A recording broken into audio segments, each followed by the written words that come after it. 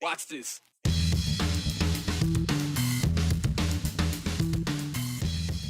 Millions of acres, fewer federal dollars, and a growing wildfire problem. We get a glimpse of a new plan one Idaho congressman says could protect public lands, and the concerns from those who say it could do the opposite.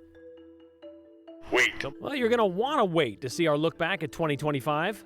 Wait. What we learned. Like the most different kind of finger steak I've ever had. And the people we met. Get rid of squash.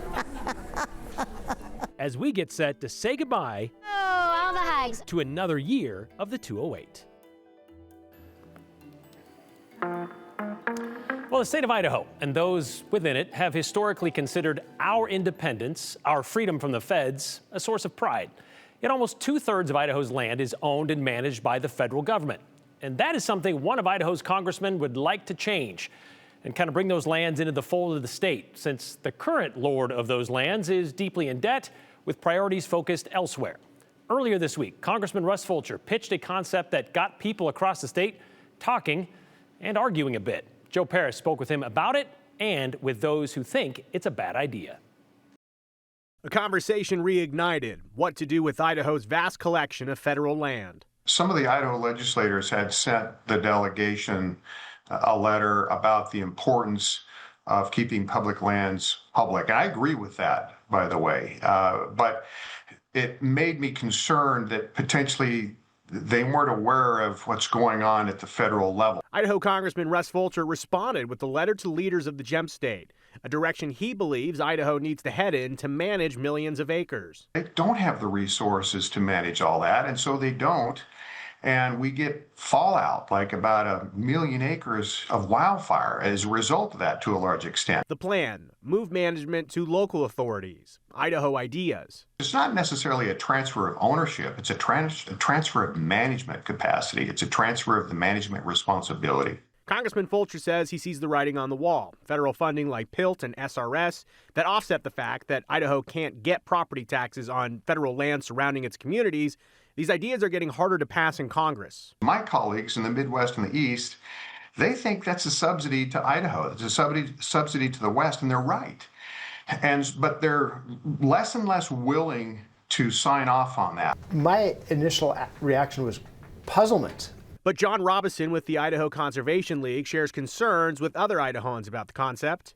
Transfer of ownership of public lands to the state is a one-way street to privatization. That's the track record of our history. That's happening before our eyes with other parcels. And simply the state cannot afford to manage the American public lands within the boundaries of the state. In his view, strengthening federal partnerships would make the current arrangement better. The state of Idaho recently signed an agreement with the U.S. Forest Service about using the Shared Stewardship Program and an expanded Good Neighbor Authority. So we're using state resources to help manage public lands that belong to everyone.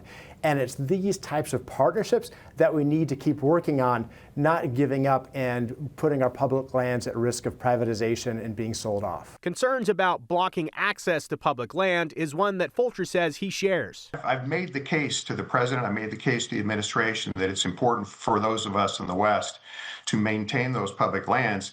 But I think that the problem can be solved by controlling it and managing it locally. There's no doubt that management of public lands can be improved. We all have our own ways where we'd like to see things improve and change. But working through a properly funded federal government, we can do those things. What I want is what they want. It's just a matter of how you go about doing it.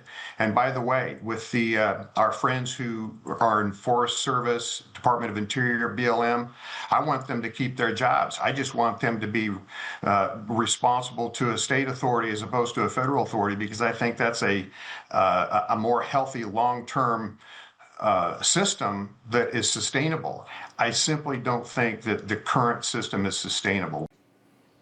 And to be clear, this is just a conversation right now. There is no legislation drafted or anything being presented in terms of an action item, Brian.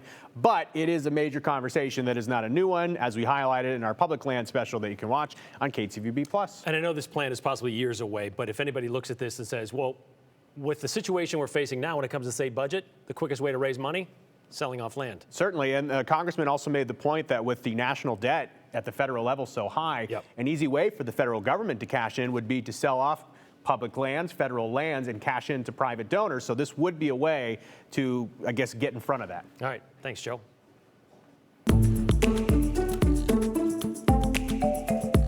You know, the Teddy tree and the Taft tree, for U of I alum, you probably know what I'm talking about. But because of yesterday's windstorm across the entire Gem State, those century-old trees are no more. Aspen Shumpert explains in today's 411. The jury continues to deliberate in the Coeur d'Alene Town Hall case. That happened back in February when a woman was pulled from her seat and dragged out by men in plain clothes, who turned out to be private security. The owner of the security company has been charged with a number of crimes, including 4 counts of battery and 2 counts of false imprisonment. The charges stem in part from removing a woman from the crowd who Kootenai County Sheriff Bob Norris said spoke out of turn. 5 other people have been charged in connection to the event. The University of Idaho says several iconic trees on their Moscow campus were uprooted or fell during yesterday's windstorms. Take a look at these pictures. 2 of those trees in front of the administration building were planted by former presidents and may need to be removed. That includes a tree planted by former Theodore Roosevelt, as well as a tree planted by William Howard Taft. Both were planted in 1911. In total, 15 trees around campus came down. Emergency responders from several departments will be at St. Luke's in downtown Boise tonight, lighting up the night with their patrol cars starting at 6:30.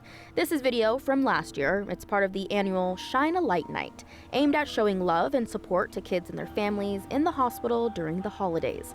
The light display will last for about 15 minutes. There will be road closures in the area from 5:30 to 7. And that's the 411 on the 208. I'm Aspen Shumpert.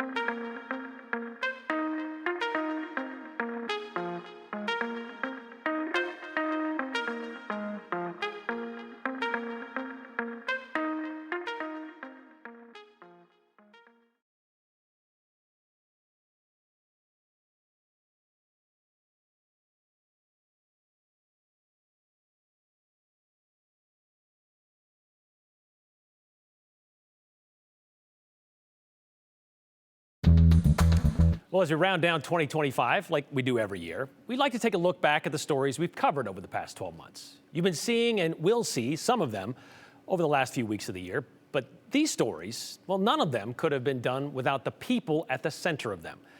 And in remembering the people we've met this year, I was reminded of a well-known quote from Maya Angelou about not being remembered for what you said or did, but how you made people feel. Like an everlasting earworm. Right foot. You put your right foot in. This year Oh boy. has proven staying power. A lot has changed in 100 years. What hasn't? 2 granola bars per bag. Well, 2025 was a year like many others. It's the perfect spot because it's so peaceful and quiet up here. When we met a lot of people. Nothing in this world could ever replace your touch. Wish you were here. It's my version of a Taj Mahal, honoring my late wife. Doing a lot of things, like $2 bill. I'm a sharp guy, you know. Yeah. Okay, I know that's a bad joke. Who sharpens his act and your knives from a downtown parking spot. You know, I can sit here and go to sleep and do this.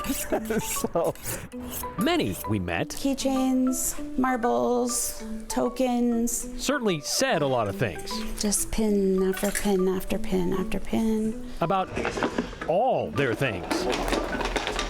I just didn't find anything strange about it until I had to bring them all home.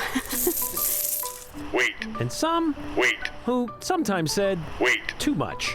Besides putting a face to a voice. Wait to cross 16th Street at Grove Street. 2025 was another year when we even learned some things. Best way to describe it, think of a chicken strip, but with beef. Like where Idaho's signature steak started. The torch. The torch. Yep. For real? Yeah. No, they're not. Yeah. What's wrong with the torch? Nothing. Just maybe not by whom. You're saying that Milo Bybee brought finger steaks to the torch, therefore to Boise, therefore to Idaho. Yeah. And who came up with that recipe? Grandma. She made it. Yeah. We also learned the hokey pokey. Well, not the song. We already knew that. And some would say there's conspiracies behind the origin. But that it seemed to have started in America's first destination ski resort. This trio in Sun Valley, they were entertaining the ski crowd in the late 1940s, early 1950s. And it left a lilting legacy for music students at the College of Southern Idaho. That's what it's all about. Couldn't resist. That's what it's all about. Also unavoidable, time ticking by. Something horologist Steve Hernandez, it's a whole different little world in here, knows a little bit about after finding his passion a little later in life. That seems about the right time. Yeah. You know, when you finally realize chasing that mighty dollar isn't everything. The passing of days? Do I look fat? No. Well, that's one thing Esther Jocelyn has seen. I don't feel 100. A lot. But I guess I am. Esther's secret to being a centenarian? I don't drink any soft drinks. Never have. And I eat everything. That is, except squash. Ooh. And they serve it often. Yeah, okay. As for those who know when to call it quits, Where am I going to go next? Shige closed his doors after 33 years of being Boise's first sushi restaurant. Very sad, but I'm old. I have to do 15 more years and enjoy life. Here we go. And teacher Tammy Taylor? Everybody have a seat. Hi. Well, I love their energy, right? I mean, they are just so excited about everything that we do. Oh, Elliot, that is a red choice. She called it a career. I knew right after 35 years in the classroom. Teaching is one of those jobs. It's like the hardest thing you'll ever love, I think, sometimes, you know? I'm gonna be a good guy for this country, you know. Sometimes what was said was controversial. I will launch the largest deportation program in American history. Even if it shouldn't have been. It should not be a political thing. Like, it is happening. Climate change is definitely happening. So it really shouldn't be controversial. Which usually made us think. Trabajo, casa. Trabajo, casa. That's it. No vamos a ningún lado. ¿Por qué? Porque tenemos miedo. No salimos a ningún lado por el miedo que hay. There was the turning of thousands of books on prejudice into an opportunity. So we transformed those volumes with the goal of transforming hate, with the goal of helping people become more kind and compassionate, considerate, and work for social justice. I was told a couple things, that everyone is welcome here is not something that everybody believes. And the teacher who stood up to a school district over a poster she had in her classroom. You were told this, that not everybody believes everyone is welcome. Right. Okay. And who told you this? Who was the one saying that not everyone believed this? My building administration and district personnel. And so I went back into my classroom and put it back up. And I emailed my principal and said, I don't agree. I don't agree that this is a personal opinion. I feel like this is the basis of public education. It was a resolve that resonated around the world. Yesterday morning when I came in to start printing all the orders, 95% of them were in other states. It says, "Dear Mrs. Taylor, I am going to miss you." Sad face. I hope you will miss me. Happy face. In the end, No, all the hugs. 2025 wasn't just about I'm gonna miss you guys. what they said or did that caught our attention. All right, Three Creek Mustangs, we're gonna get started. Let's start at the top. It's important to keep these kids on the ranch and have them learn the ways of life out here. It was, after all, how they made us feel. I just thought, oh, how much it would have meant to his mother. I just thought I was so glad at least I was here in her behalf.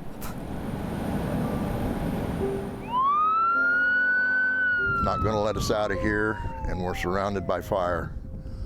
The truck has been overtaken because it was purely the night from hell.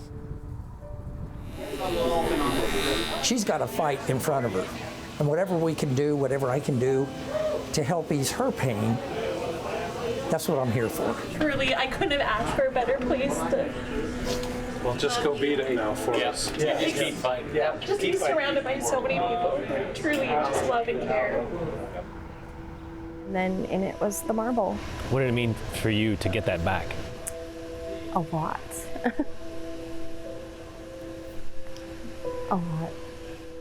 I still carry it with me forever. Why? I can't let it go. Don't know how. It makes me bitter, it makes me sad.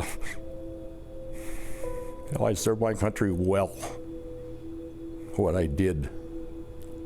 Would you do it again? Heck yeah. I love my country.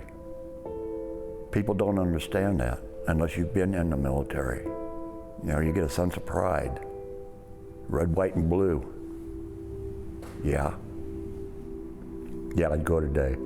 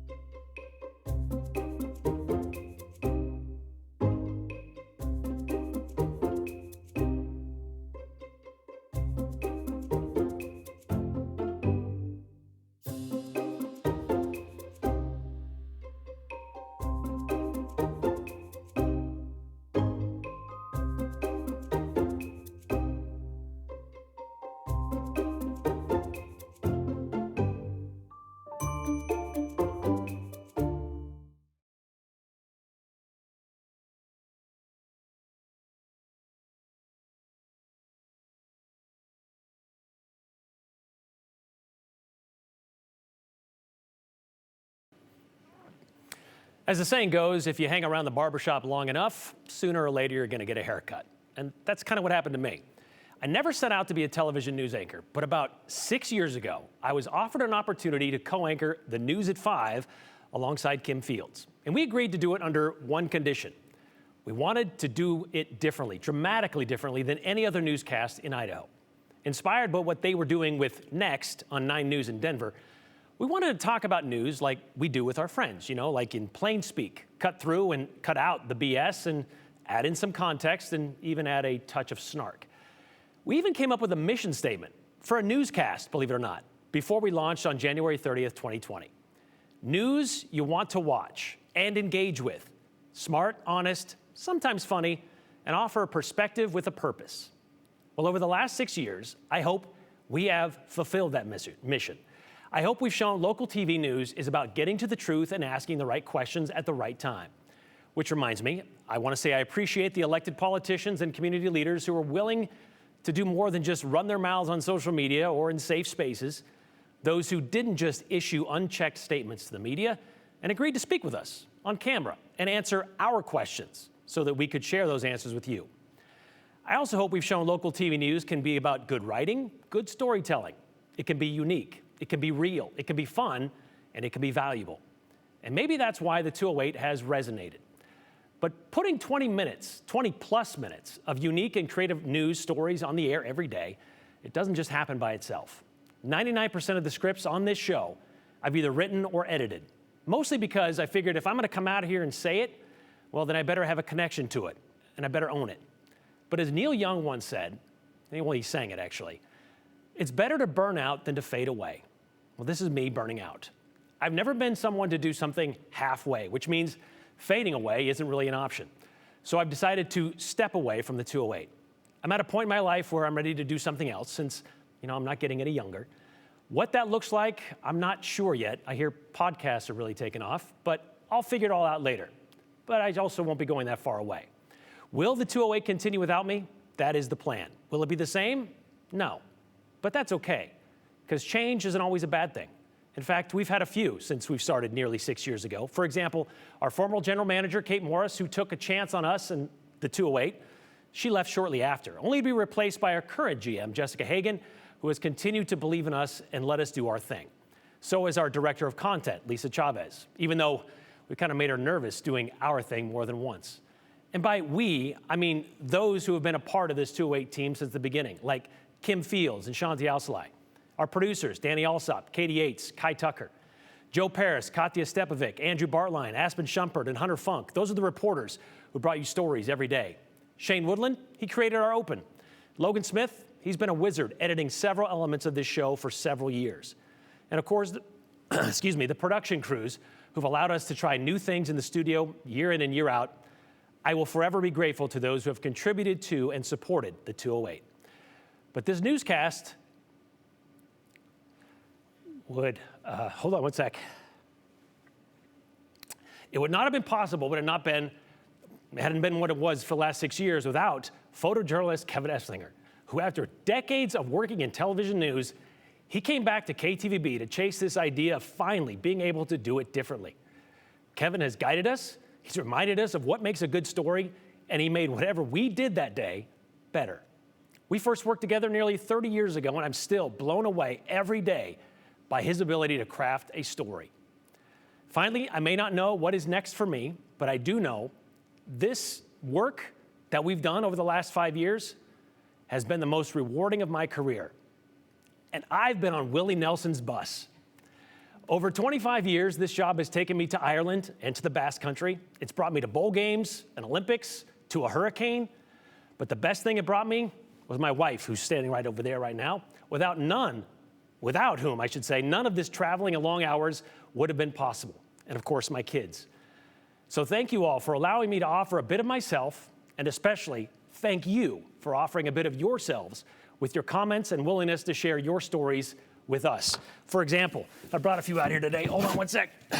We've got some stuff here that people have kind of sent us this way, movies and books, all kinds of things that they've shared with us, which is great, and we love it. We even got just a treasure trove of letters that people have brought. What do we have here? This is my favorite. These are a pair of pants that somebody made. These are the craziest pair of pants I've ever seen. That's my face right here, sorry, on a pair of pants. Nuts, crazy. This, I was told, was supposed to be a tea towel. I don't know what that means. I want to share this with you, though. Here's a letter that somebody wrote. This is a stack of letters that people have sent who are still writing stuff, which is amazing. But this one stood out to me just because it's simplicity. Thank you for being a breath of fresh air in the crazy world of news. I appreciate your humor and style. Continue fighting the good fight. That one is from, I believe, Diana. Diana, thank you very, very much for sending all that stuff. It has been amazing to do it. Let me see if I can get some of these books out here, I think, which is kind of part of this. And I want to say, hopefully, being a part of the 208, as viewers, and you on the people who have worked on the show, you've been able to learn something, or possibly understand a perspective that you hadn't considered before. And thank you for proving that good writing, good stories, and meaningful local TV news still matters. So as for what's next, I'm not sure. I do know what I'm doing right now, though. Whoops, that wasn't supposed to happen. This has been on my desk for about 4 years, and now I have a mess to clean up. Sorry, production, let me get that taken care of. No better way to go out right now, though, but cheers, everybody, and thank you for watching the 208. It's been fun. We'll see you next time. Maybe. Continue with us and watch free now on the KTVB Plus app everywhere you stream.